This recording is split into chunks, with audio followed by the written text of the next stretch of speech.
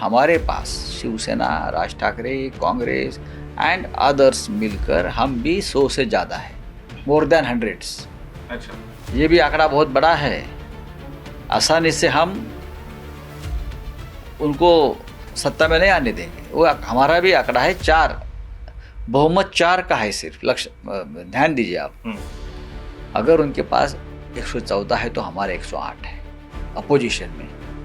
तो सदन में अब बहुत बड़ा जंग दर दिन आपको दिखेगा। बीएमसी के नतीजे सामने आ चुके हैं, लेकिन अब एक अलग तरीके की राजनीति चल रही है और होटल पॉलिटिक्स की एंट्री भी हो चुकी है।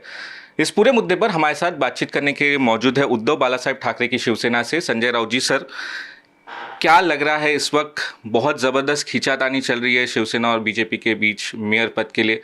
आप इस पूरी खींचातानी और खास करके होटल पॉलिटिक्स को किस तरीके से देखते हैं? तो बात ऐसी है कि अब नतीजे आ गए हैं, आंकड़े सामने हैं। बीजेपी और उनका अलायंस, कौन, शिंदे, उनके पास नंबर है, ऐसा दिखता है, कागज़ पे तो दिखता है। लेकिन अलायंस का एक पार्टनर अपने सब पार्षद को लेकर एक 5 स्टार होटल में सबको बंद करके रखा है। यानी वो 5 स्टार होटल का उसने पूरा जेल बना दिया, सबको बंदी बना दिया। क्या ज़रूरत है मुझे मालूम। आप एक साथ चुनाव लड़े हो, अलायंस है आपका। कल प्रधानमंत्री मोदी जी ने, मैंने कल सुन रहा था कि मोदी जी भाषण कर रहे थे कि हमने मुंबई में कैसा विजय प्राप्त किया है, इतने साल के बाद बीजेपी का मेयर बन रहा है। तो बनाओ ना मेयर, आप बनाओ। अगर आपको बनाना है, प्रधानमंत्री बोल रहे हैं मेयर बन रहा है, और प्रधानमंत्री के साथ जिनका अलायंस है पार्टी के साथ, वो अपने पार्षद लेकर भाग रहा है।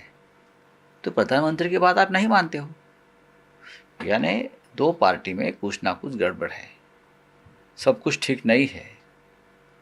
दूसरी साइड ये है कि हमारे पास शिवसेना, राज ठाकरे, कांग्रेस एंड अदर्स मिलकर हम भी 100 से ज़्यादा है, मोर देन हंड्रेड्स। अच्छा, ये भी आंकड़ा बहुत बड़ा है।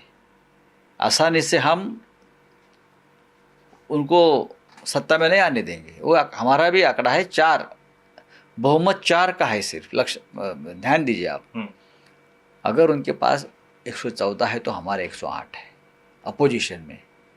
तो सदन में अब बहुत बड़ा जंग दर दिन आपको दिखेगा। ये मुंबई को इस तरह से हम बेचने नहीं देंगे किसी को। हाँ, लेकिन आप भी अभी भी रेस में हैं, जिस तरीके से आप बात कर रहे हैं 108। अभी मैं उनका रेस देख रहा हूँ। अभी हम लोग, वो दोनों का जो रेस चल रहा है ना, बीजेपी और शिंदे गुट का आपस में रेस चल रहा है उनका, वो देख रहे हैं हम लोग, वो खेल देख रहे हैं। वो कब तक खेलते हैं, कहाँ तक जाते हैं, बाद में हम देखेंगे। राजनीति है, एक खेल ही है। एकनाथ शिंदे डर की राजनीति कर रहे हैं या डर के उनके कॉर्पोरेटर्स वहां पर है? बात ऐसे, एकनाथ शिंदे हमेशा एक डरा हुआ चेहरा है राजनीति का। जब हमारे पास था तो ईडी को डर कर वहाँ चला गया, अब वहाँ है तो अभी भी उनको ईडी का डर है। लेकिन जब तक उसके हाथ में है कुछ आंकड़ा तो ब्लैकमेल करते रहेगी, उनका एक स्वभाव है सौदा ब्लैकमेल करने का। लेकिन वो हमेशा एक डरा हुआ चेहरा है राजनीति का। उनका कहना है कि जिस दिन मेयर पद का चुनाव होगा, आपके तरफ से कई सारे कॉर्पोरेटर्स सीधे नॉट रीचेबल हो जाएंगे।